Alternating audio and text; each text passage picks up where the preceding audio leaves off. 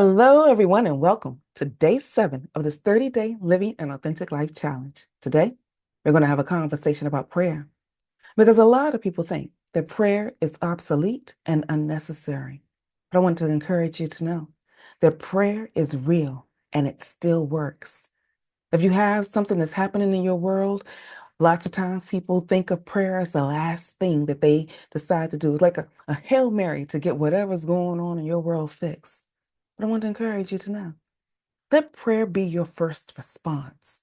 Just like we have no problem calling the first responders if there's a fire or some chaos or whatever.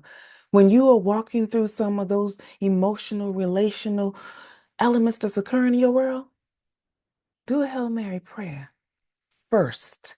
Let God be able to join you on the journey, because when you pray and trust that He will answer, God shows up.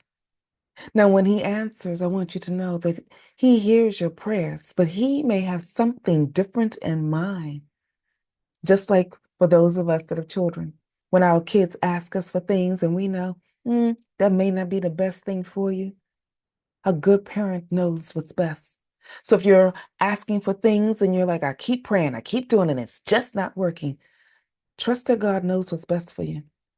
And start adjusting your prayers, because here's something that I had to learn.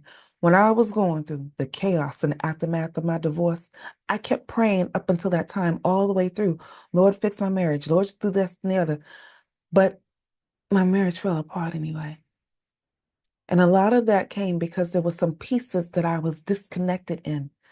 And what God often does for us is put us in a situation where He's got to shake us up a little.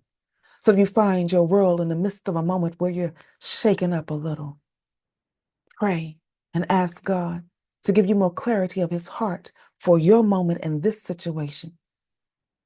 Because I didn't ask Him, because I was thinking, okay, this is regular life stuff and it's ordinary. Why would God want to come into my regular life stuff? I'll just call Him when I have a big thing, something major that's taking place. Here's the thing I need you to know. There is nothing that you have that God thinks is major. Everything is minuscule inside of His being. But because He loves you and He cares for you, He will look out for you. But because He is looking to see, do you want the help?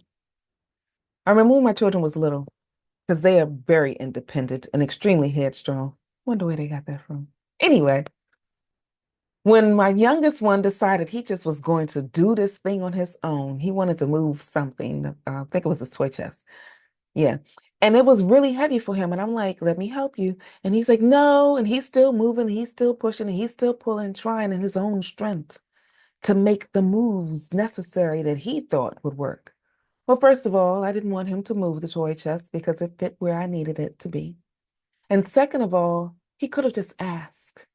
So after he wore himself out, I said, why are you trying to move it? And then I learned. He dropped one of his little toys behind it. So he was trying to move it so that he can get the toy that was behind it. But he wanted to do it on his own. If you are determined to do something on your own, God will let you.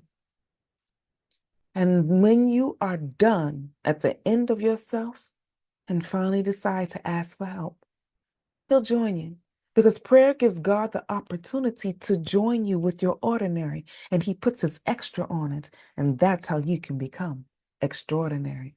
Because a lot of us want to live extraordinary lives, do great things, live big, and do all of these wonderful elements. And there are stuff that's happening in the world, things that you can have no control over, stuff that you're trying to figure out. If this just works, I can do better. But sometimes when things are happening in the world, we don't think that a prayer makes any difference because it's just life. It's the ordinary thing that happens in life. I want to encourage you today. Don't just think that things are ordinary and God will not want to be present in it. The prayers that you want for you are often the prayers that those around you need as well. So when you pray, pray for yourself, your family, your city, your nation. And for a lot of us, with all the things that's happening in the world today, we have to pour out a little bit more to let God's voice be entered into the earth through our prayers. Because just like 911 gives you the chance to get a first responder, A prayer up to God gives heaven a chance to be a first responder in any of the moments that take place. And before I log off on today for this, day 7, prayer, I want to leave you with this story. One of the reasons why I'm so passionate about letting prayer be my first response is because of my own personal journey that I shared with you when I decided to let God redirect me and show me that prayer was real.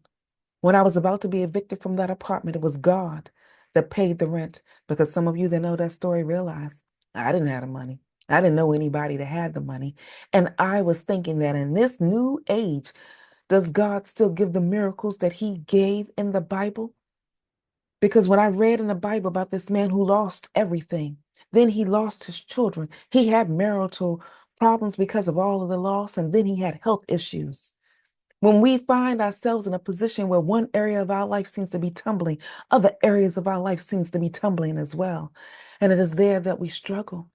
But this man, after all of that, still made certain that he was seeking God first. And if he would choose, after all of that, to seek God first, I got to thinking, maybe I need to do the same. Because when I also saw in that story, there was a part of his life story that he was not aware of. You see, if you open up the Bible and read in the book of Job, there's an introduction where God is hosting the angels. And Satan goes because he's still an angel. He visits God twice a day. And if the devil still goes and meets with God twice a day, I think we need to do the same. Because when he went inside of that introduction to Job's life, he asked God for permission. You see, the chaos that's happening in your world, it has to still get permission.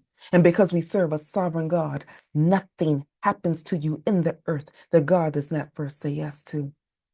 But if he says yes, it's for your good and for his glory. Because at the end of Job's story, he got double the return. And at the end of my story, I got restored as well. So day 7, I encourage you, let prayer be your first response, because prayer still works. And if you want to join me, we are going to be wrapping up and going a little bit deeper into this discussion. Go to tanyaehood.com. There you can click and see how to quickly register, because at 7 p.m. Eastern Standard Time, this will be done. These are quick snippets to fit seamlessly into your life so that you can apply it.